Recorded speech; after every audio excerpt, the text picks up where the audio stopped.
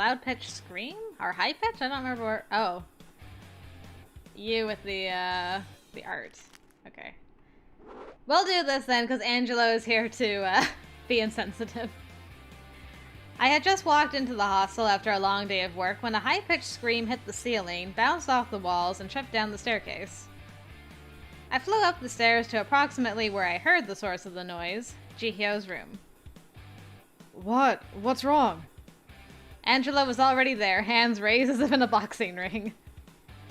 My new carton of oil paints! They're gone! Oh, is that all? Jihyo turned to Angelo, a look of utter horror on her face. They were new! I just bought them! They cost me money! You can buy more, can't you? She practically began frothing at the mouth. Do you know how expensive art supplies are? A few quid? If they're so cheap, how about you buy me some new ones? Angelo bristled. It's not my job to pay for you. I'm not your boyfriend or your father. Oh, what? It's not my father's job to pay for any of my things. Whatever. You're kind of a dick, Angelo. Okay, then. I felt it was time to step in before they strangled one another. We'll make an announcement at dinner. Hopefully someone will have seen them. I guess so. The look of mourning on Jihyo's face told me she didn't expect to see those oil paints ever again. And she was right. We made the announcement at dinner, but no one had seen anything. 3 things had gone missing at this point. A frying pan, a volleyball, and a set of oil paints. Not very interesting items on their own, not very valuable or tied together by any obvious thread, except that they were all important to their owners. When I made the announcement, I watched everyone carefully for a reaction. Aussie looked bored, Brendan glared, Danny started to fidget, and Mark began tapping out in the Hall of the Mountain King using his fork and glass. Not altogether unusual behaviors, and not revealing in the least. So who did it? Who was taking all these things? Or was it really just a coincidence? It didn't seem like I'd be getting any answers for now. But when things start going wrong, we'll see if what Angelo thinks of us this time. I had insisted we do something new as a change of pace. Something Angelo, at least, had never done before. Angelo generally wasn't one for the arts. He said he didn't understand how splashing pretty colors were supposed to benefit anyone in any way. Ah, that explains his reaction to Jihyo. This pottery class was supposed to help him come to terms with his more creative, sensitive side. So far, it seemed to be making art even harder for him to understand, but it was really cute to watch. The teacher came over to him and grabbed his hand, showing him how to knead the pile of clay into something better, motioning to the water nearby so he could wet his hands. As soon as he tried it himself, though, he squished it and it collapsed. Gently, gently, as if you're handling a woman. Ooh. Angelo shot a glance my direction, and I fought to hide my grin. I refocused on my mug vase. It could be both if I really wanted it to, right? A really tall mug or a small vase with a handle. It was creative. Something poor Angelo was clearly having trouble with. Like the man said, handle it gently. I know you can be good with your hands. Angelo grumbled, but to his credit, he kept trying. He sat at his pottery wheel, spinning his lump of clay in a circle and looking like a lost monkey. I giggled over my vase, or was it a coffee mug, as I watched. We would have to come back later to pick up our pieces after they were glazed and fired. Aww. Good sport, Angelo. I'm proud of you. You really love this girl. Ah, email from Nene. Okay, so we're going to the beach. Ah, okay. It was time to return to the pottery workshop and see how our projects had fared in the kiln. My mug vase combo got polite applause and several comments about what a novel and practical idea it was. Meanwhile, Angelo placed an oddly shaped object before the class with 3 lines of thicker clay sticking out of its surface. This is also a mug, but it doubles as a face. My girlfriend's face. At least, I tried to make it look like her. I squinted at the mug. Those 3 lines, were they a smiley face? Angelo. They were! I scrunched my face, trying hard not to laugh at the adorableness of it.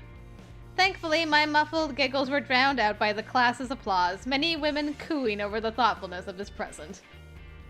We left for the hostel with giant smiles on our faces. Nice.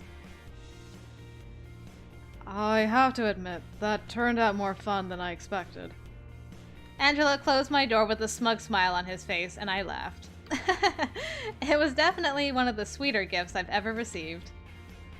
Gifts? Who said I was gonna give it to you? I have to keep it so I can be reminded of your smile even after you leave. He grinned, but my smile faded. Hey now, don't be sad, please. I shouldn't have mentioned it. We still have the rest of the semester ahead of us, don't we? I guess so. But I didn't want to think about leaving him. Not yet, at least. Hey now, come here. He opened his arms and I fell into them. There. Nothing to worry about. I'm not going anywhere. I guess not. The hug, which initially started out as comforting, slowly took on a different feeling. His hands running up and down my back became heavier, and I found my hands playing against the hem of his shirt. Are you thinking what I'm thinking? I think so.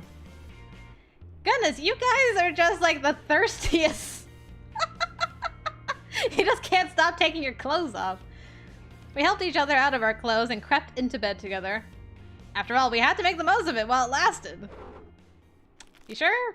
I mean, maybe it'll just make it harder to be apart. I don't know. I came downstairs to find several people in the kitchen looking confused about something. Hi? What is this doing in our mug cupboard? She was holding up a familiar lumpy object. Oh dear. It came out of nowhere. Maybe it's haunted. A twisted, tormented soul trapped in the underworld. Like something a child would make. Put it back at the back and turn it so it's not facing us. I don't want it looking at me. It might plot to murder us all. Poor Angelo. No one appreciated his artistic skills. She doesn't say a word. He put it in the cupboard so everyone could admire it, I guess. Alright, Mark's gonna be here to bail us out. Thank you, my dude. Alright, and then the setup happens, and then we're going to the beach. Alright, might as well start from here. I scanned the beach for my friends and found them down by the waterside, standing in a straight line like school children. Hello, what's going on here? Malia, you came! Now that you're here, you can go in the water first. Peggy shoved me towards the water. What? No, I'm not getting in first. It's probably cold as hell in there. Technically, hell would be hot. Shut up. I glanced at the row of us. Everyone was in their swimsuits, wearing hardly anything. Since it was still relatively early in the season, the water was definitely going to be cold. But at this rate, we wouldn't get to swim at all. Okay, let's do rock, paper, scissors. Really? Rock, paper, scissors? Do you have a better idea? Fine. Alright, everyone find a partner and go around. The loser of the last 2 standing will go in first. I paired up with Mark and lost the very first round. In the end, it came down to Angelo versus Brendan. You're going down, bud. Easy for you to say. Let's go. The 2 readied their hands and I winked at Danny. Rock, paper, scissors. Go! Danny and I rushed forward and shoved the 2 in front of us. What? They fell into the water below as the rest of us laughed our heads off. Cold! It's so cold, it's freezing! You bastards! You're getting in with us! They pulled us in one by one. We shrieked and yelled, but in the end we all made it into the water. And I have to admit, it was rather nice to see so many fit-toned bodies glistening with water. The girls splashing each other, the guys wrestling. It just didn't get better than this. We met that first night on the beach to light fireworks together. James said it would be a good bonding activity, but I wasn't so sure. I figured we'd end up fighting over it. When I found everyone else at the beach, however, people were snuggled up in blankets and sitting together like the best of friends. Peggy and Danny were sitting with their heads together, gesturing to the different fireworks that had been bought, evidently planning a show. Mark was teaching Ashley some philosophical conundrum. Her eyes were so wide I wasn't sure she was following him. Aussie and Brendan were in a corner doing whatever it is they did together. They hated most people so much I was surprised they got along well, but maybe I shouldn't be. Birds of a feather flock together, after all. Angelo and Jihyo were sitting near each other, neither talking or looking at each other. In fact, now that I was paying attention to them, they seemed kind of embarrassed. And James was there too, steadily working his way through a pile of beer cans. I had no interest in going anywhere near him. Who should I join? Let's find out the situation with Jihyo and Angelo. Uh-oh, she's got those glasses. I made my way over to them. Hey, you two okay? Yes, of course. Why wouldn't we be? What's up with you, Malia? I stared between the two of them as they glanced nervously at each other. Right. I'll join you if you don't mind. Of course I don't mind. Jihyo grabbed my wrist and pulled me to the space between her and Angelo. I'm so glad you're here. I've been wanting someone to discuss Bob Ross. That's an American thing, isn't it? I spent the next 10 minutes trying to explain to Jihyo the sheer glory that was Bob Ross. He believes that anybody can be an artist as long as you practice hard enough. And he is so positive, so happy. You really feel you can do anything when you listen to him. But some people thought he made art too pedestrian, which I thought was pretty silly. I sat there giving this lecture as Angelo and Jihyo alternately caught each other's eyes and avoided them. What in the world was going on between them? Did they have a fight or something? And we'll never know. There they go! Peggy darted away from the fireworks. As the sparks illuminated the first fireworks string, I gasped. The entire bunch were arranged in a giant spiral, an elaborate patchwork of explosives. We sat and watched the fireworks as they went off, shouting when we saw something we liked and cracking jokes. It was funny, but for the first time since meeting the entire group, I felt a sense of belonging, togetherness. We felt like a family. When the last firework finally died in the night sky, I blinked tears from my eyes. With the end of this trip came the realization I was trying hard to avoid. My time was growing short. This was the last leg of my trip to England. The last 2 months I could spend with these people. I had to make them count. Unfortunately, I'm gonna have a bit of trouble coming up. Angelo and I wandered off together after dinner the second night of the trip. On the far side of the beach, there was a collection of rocks that formed a sort of cliff. Let's climb it! Are you sure you want to climb it? It looks dangerous. I gave him a look, one that was by now familiar to him. He raised his hands as if to say, go ahead. Grinning, I started to climb. Angelo followed up after me. As I got off the ground, though, I started to lose confidence. The rock face was slimier than I expected, having sat through years of the ocean's spray. The rocks were also harder to traverse than I expected. They weren't vertically that high, but there were no flat areas broad enough to safely rest or relax the grip of my hands. Malia, have you had enough yet? It's getting late. We should head back inside. No, I'm fine! I couldn't turn and tell him I was in over my head, not after all the things he'd ever said to me. Oh, Malia. It was a constant struggle with him, trying to get him to take me seriously, trying to prove myself as a human being instead of as a lady. If I admitted weakness now. But wasn't it even more foolish and weak to pretend that I could do something I couldn't? Yes. I stopped climbing, instead clinging to the rock wall. Angelo drew up next to me. You okay, Malia? I'm cold. He looked at me as if seeing me for the first time. Why are you not wearing a jacket? It's night, of course you're cold. You're so stupid. I shivered and hid my face against the rock surface. We're going back down now. I can't. I haven't done this before. I can't see my feet. I don't know how to get down. I'm scared. I will take care of you. I promise. He went down first and gave me very specific instructions on where to move my feet. Finally, I reached the ground and let go of the rocks, my hands shaking. Something warm was placed around my shoulders, and then I felt skin on skin. Oh, hi. Angelo was standing around me, shielding me from the winds. His shirt was now against my back. Are you any warmer now? I nodded, teeth still chattering. Malia, I swear. You're so frustrating, you know that? You have to be more careful.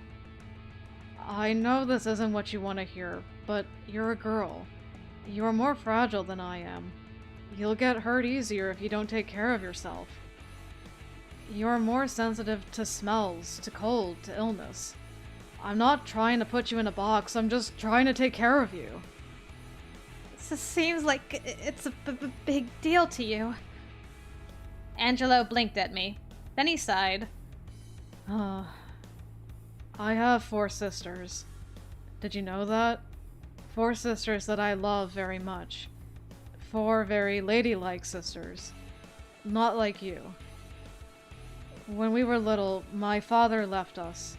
I was the only boy in the household, so I immediately became the man of the house and had to protect them. He nuzzled his chin into my shoulder. Anytime they got hurt or struggled and my mom wasn't around, I had to take care of them. All 4 of my sisters. And you know what I found out? The world isn't nice to women. It just isn't. I'm not trying to make your life difficult. I'm trying to protect you. I've seen my sisters go through so much pain, so much that they probably wouldn't have had to if they were men. I don't want you to suffer too. I want you to be able to be the lady you were meant to be able to relax and let me take care of you. You don't have to be strong all the time anymore. You don't have to rely only on yourself. I'm here to be strong for you. I smiled. But you shouldn't have to be strong for the both of us. You should be able to rely on me too. Angelo grinned. I do, cara mia. I do. I turned and pulled him into a giant hug. Thanks, Angelo. His chest swelled. It was nothing. What am I for if not things like this, eh? Well, you make a mean meal. He flushed. I do, don't I? Come on, let's head back inside. Sure, Angelo could be domineering and rude, but he had his reasons. He was a sweet guy. I don't know how you can still think he's domineering and rude after he just gave you that whole explanation. Maybe we can make this work. I think you guys are understanding each other a lot better. I hope. Alright, so we're going back to the hostel. Okay, and now we are being accused. Okay, so Angelo wasn't there to accuse us this time. My mind raced frantically, trying to sort through all of this new information at once. I had lost my job, was potentially losing my home, and had lost nearly all of my friends, but that wasn't the most important thing that was missing. Where was Angelo? Oh! I ran through the hostel, the living room, up to the hallway, and back down to the lobby. I was about to run and check the yard when... Malia! Angelo came out of the kitchen looking as though he had just survived a tornado. There you are. His voice was low and angry. I swallowed. Please, let me explain. How could you do this? Why are you like this? He was yelling at me, full-blown, right in the middle of the hostel lobby. Fortunately, it seemed no one wanted anything to do with either of us, as they were nowhere to be found. I feel like this is not connected to the money thing, I hope. You're absolutely infuriating. Do you know how difficult it is to deal with someone like you? No, a woman like you, if I can even call you that. You barely act like a lady at all. You're always hot-headed and brash and arguing with me. You never let me get my way. You're always acting first and thinking about it later, and you're always trying to do everything by yourself. Yes, but... No, be quiet. For once in your life, listen to me and be quiet. I am so frustrated. What am I supposed to do with you? He was acting like a crazy man, running his hands through his hair, pacing back and forth. What the hell are you talking about? This isn't what I wanted. You aren't what I wanted. I wanted to have a nice wife, a nice lady, and we could raise a family just like my family back home. And she'd be accepted as if she was a sister to us, and my mother would have grandchildren. I had this whole life planned out for myself, and then you come along and ruin it, and then you go and do something like this? You are so stupid! My jaw dropped. Was this really what he thought of me? What happened? We stared at each other in silence, neither sure what to do with what he had just admitted. He covered his mouth in horror, staring into the distance. What kind of person? Angelo. Are you freaking kidding me? Are you kidding me? I thought for sure this had to be something completely unrelated, 'cause he would believe me, right? After everything we've done, he holds a hand out to me, shaking his head, and takes off jogging past me and out the front door. I followed him to the front, but he was already halfway down the street. I didn't know where he was going. In all likelihood, he didn't even know where he was going, but he was gone. Now what was I supposed to do? What the actual freaky chicken is happening? Shaking my head, I went back to my room.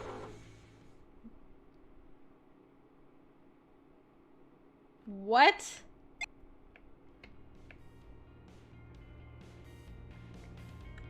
Guys? Actually, this is my chance to lay everything out with someone who wouldn't doubt me. I explained to them everything. Alright. Most importantly, go out there and get your man back. But why do I have to get my man? I'm sorry, but what the actual hickey hay? I can't believe freaking Danny was like, I believe you, of course. And Angelo's like, what kind of woman are you? Well, this took a turn. I was really enjoying this up to this point. When I came down the stairs that morning, I saw Angelo sitting on the living room couch. I stood there, looking at him, waiting for him to turn his head and notice me, senpai. I didn't know what to say. How could we make this better? He didn't trust me. He didn't believe in me. I knew the evidence was bad, but he hadn't even wanted to listen to my side of the story. What was it? Was that it then? Was it over? I felt helpless. After an agonizing minute, he finally looked my direction. Without a word, he turned away. Maybe there was nothing I could do. And now I'm moving on with my plans. What did you even say at this point, Aussie?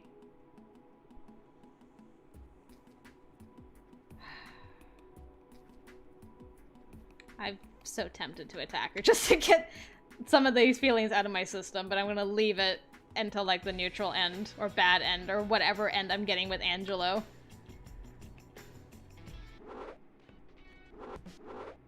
Okay.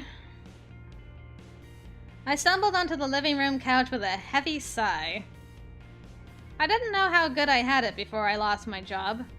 Sure, at the hotel I'd had Aussie to deal with, but the boss was kind and reasonable. There was always something new happening and little interaction with guests. And Angelo had been with me the whole way through, supporting me. Now that I was on my own, I was struggling a lot more than I expected. Perhaps I was too used to him, or I had relied on him too heavily, but the fact of the matter was that I missed him. I was sitting there, so lost in my thoughts that I barely registered someone standing up from the seat across from me. Angelo shuffled awkwardly away from me, heading for the door. Angelo! Hi! I didn't see you there. I reached out and caught his hand on impulse, suddenly wanting him beside me. He shifted uncomfortably. I was watching a game. You were? I didn't even notice. I'm sorry. Angelo turned red and hung his head. I am the one who should be sorry. I know it's childish to have been avoiding you like this. Oh. I guess I was hoping that you weren't really avoiding me, that it was just because we didn't work together anymore and I was busy with classes and... But I guess if you wanted to see me, you would. He had made it fairly clear before, hadn't he? I wasn't the sort of girl he wanted. He made a face, some kind of half grimace, half smile, and meandered to sit on the couch across from me. That's exactly why I've been avoiding you. You see, I meant all of the things I said when we last spoke. About how frustrating you are and how confusing you are, but I didn't mean to say that I dislike you. I'm used to a very structured way of approaching relationships. That's how I was raised, that's how it's always been for me, and that's what I'm used to. Even women who didn't subscribe to the structure usually went along with it because they knew what was expected of them, you see. But you're not like that, and it makes me nervous. I feel like I'm always guessing about your feelings for me because you do not behave as I expect a woman in love to behave. The fact that you're so difficult is also what I like about you. I'm always surprised around you, and I know that you are honest. I've never had to fear that you were secretly mad at me, or that you didn't like me for me. You're content with being yourself, and I find that incredibly sexy. But it is also... well, it is frightening. There it is. It is frightening. So I've been avoiding you because I did not know what to do. He glanced at me, waiting for my reaction. So, it's not because you're angry at me about the theft? Of course I am angry. My heart sank. You should have trusted me. If you were going to do something so stupid, you should have asked me to help you first. What? If you needed money, why didn't you come to me? Why didn't you trust me with your problems? I could have supported you. Why didn't you believe in me? Oh my god, Angelo, you freaking dummy head. I didn't... Really? It didn't even occur to you to think that maybe she didn't steal? You immediately went to... Well, she obviously doesn't love me because she resorted to stealing instead of asking me for help. Angelo. I can't believe you. You thought... It was too much. I buried my head in my hands, halfway between laughter and tears. Malia, are you alright? Angelo, I am not a thief! I swear it to you, I didn't do it. What? I was set up. Remember Aussie? Remember her little trick with the phone? Well, she got me good this time. Oh, Malia, I am so sorry. I have been a fool. I thought you hated me. I thought I did not matter to you. That you did not truly see me as a man, as your man. Ah! You're an idiot! I'm gonna slap you. I stepped across the gap, sitting in his lap. I wish you had said so. I know I'm difficult. I've got a big personality, but I'm not gonna change for anybody. Not even you. So you'll have to get used to it. Besides, you're not all sunshine and rainbows yourself. I never thought I'd fall for a man who was as traditional as you, and it's scary sometimes. I worry about what you expect of me, and I worry that I, just being me, will fall short in your eyes. But there's also a lot of unexpected things I enjoy. Your chivalry for one, your masculinity for another. Angelo beamed at me, and I wrapped my arms around his neck. So it seems like we've both been a little scared. From now on, no matter how difficult things get, I'll remember that you always have the best of intentions. I'll trust in you. Angelo leaned in and nuzzled my forehead. I'll trust in you too. I suppose it was silly of me to be so scared. No. I kissed him and smiled. Not silly at all. Oh my god. We looked up. Aussie stood in the doorway to the living room, miming a gag. Get out of here. Ugh. Get a room, you two! Don't mind if we do. Angelo lifted me up in his arms and carried me out of the living room past a sputtering Aussie. I hate you both. I waved to Aussie, a giant grin on my face. See you later! We disappeared into Angelo's room, and that was the last anyone saw of us for the night. Sayonara, everybody. That's ridiculous, though. Good grief.